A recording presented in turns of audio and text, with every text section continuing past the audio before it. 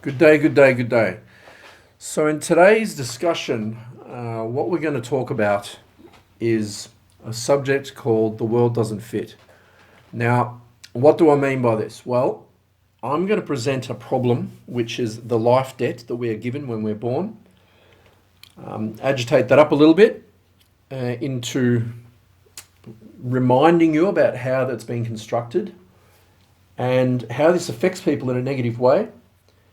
But luckily, there is a simple twist that you can use in your own life to provide a solution, and it doesn't cost you anything. In fact, it changes your whole outlook on life to make everything an exciting adventure.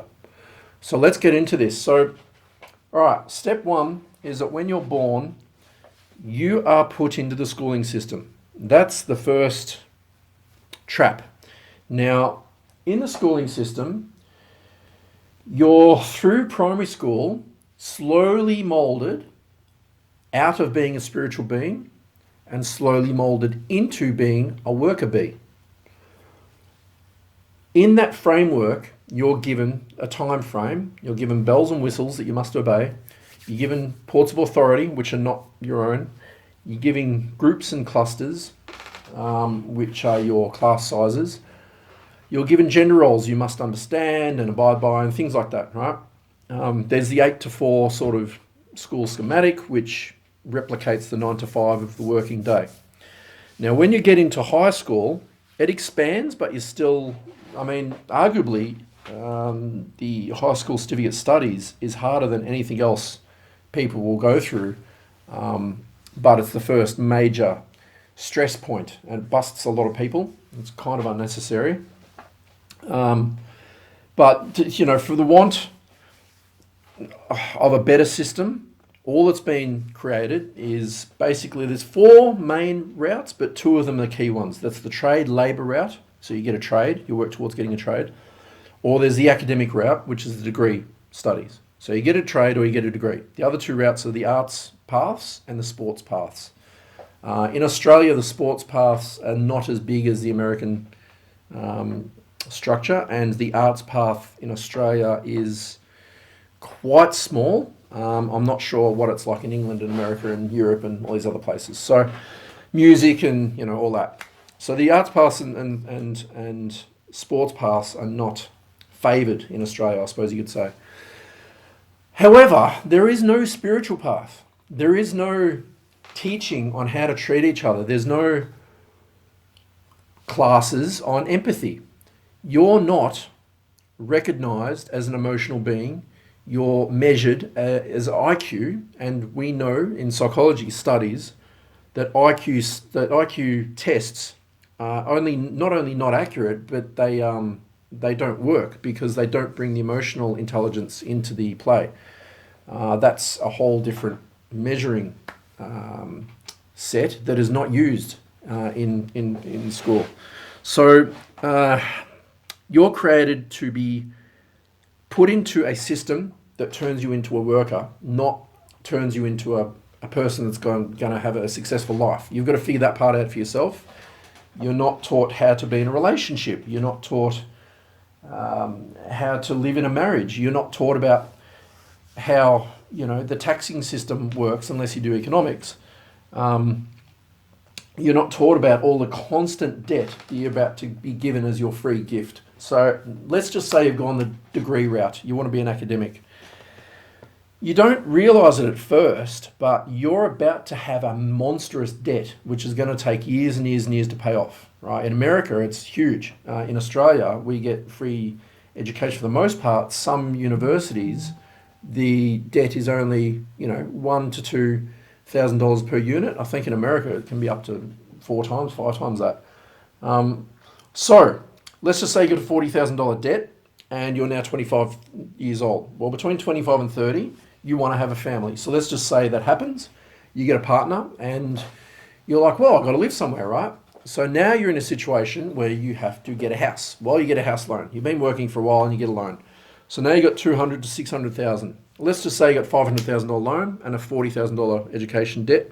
And of course you need a car that you haven't bought because you've been doing all this other stuff. So you get a $20,000 car loan. So now you've got $600,000 debt Well, I don't know about you, but $600,000 doesn't get paid back in a few days, because to make it impossible to pay that back, unless you've figured out some systems, you have living expenses. So you've got water, you've got rates, you've got land tax, you've got insurances for everything under the sun. God, if you've got 2 or 3 kids, you've got like 4 people, 5 people in the family that you have to have insurance for, as well as house insurance, as well as car insurance for 1 or 2 cars. Insurances alone can be anything from $10,000 to $20,000 a year, depending on the size of your family and house and everything else. So you're bogged down by living expenses. If you're lucky, you'll get a holiday every now and then, but for the most part, you're going to live your life in debt and servitude. And if you're lucky enough to live it through until you're 60 or 70 years old and you get out of debt, and then you start to enjoy your life, your body's mostly broken. What sort of a trick are they playing, you know? So here's the fun part. This is where it gets interesting. You can look at this debt system that doesn't work, because most people work in a job they don't like, right? Most people get a degree that they don't use. Most people get trades, and a few years later, they're like, well, I don't actually want to be a mechanic. I'd rather be a carpenter. So they're going to have to go and get another trade. Degrees, there's that many art degree students out there that have got a $40,000 art debt, and they're never going to use the art degree, you know, because art degrees are quite general. They may or may not get you into a job, but that job may or may not be something that you're going to like. For the most part, it isn't, so that's why people keep changing jobs. People change the way that they are to each other over life, so that's why the divorce rate's 80%. You know, it's more than 80%, I think. Because we're not taught how to fucking live, you know, we got to figure it out. Silly, I know, but let's just say you've got this $600,000 debt.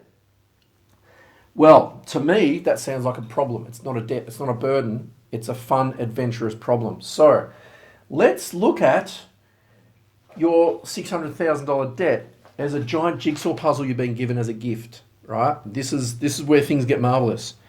So that broken relationship, that partner which left you, that person that died, that sickness that you've got, that broken thing which can never be fixed in your soul, that amount of money you're never able to be paid back. All of these things are not debts to your life. They're not burdens. They're not issues to bog you down and make you depressed. They're fun, exciting cubes of unimaginable difficulty that you've been given to keep you interested. So let's look at all these things now. That broken thing in your partnership, that's a way to discover something about yourself that you haven't been able to discover before, because you need somebody else's help. That person which you're hating on right now is probably the answer. Maybe they've got something which you need to solve for them. Be empathetic and figure it out for them. Give them that gift out of the kindness of your heart. That's going to heal something within yourself, right? You can give somebody something that's broken and actually solve it within yourself. Solve it for each other, right? That debt that is, for instance, it's a house. Do you need to live in your house? Can't you talk to somebody else and get a business partner, turn that house into like dorm rooms for students? All of a sudden, each room is being letted out for $150 a week with the expenses. You got 4 rooms. The house is starting to pay itself off. Maybe you move out of the house, rent the house out. The mortgage is being mostly paid for by rent. 10 years later, if you're still holding the place, now you've got equity. That equity becomes something you can borrow against. Then you can get a second place. You can do it again, duplicate it. You can do this 3 or 4 times over a 40-year period, and the first place gets paid off. You can sell the rest of the other places. You've got a profit, you've got a free house, and you've got your superannuation under your belt as well.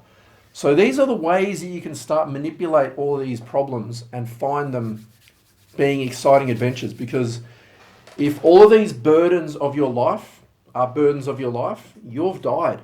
You're not living anymore. You're looking at life through the lens of depression and of torment, and you're doing it to yourself, and it doesn't have to be like that. All of these issues, if you've got an illness that's not solvable, well, that's your gift. That's not something that's there to hate on you. That can be a healing thing for somebody. That can be a way to find more empathy within yourself.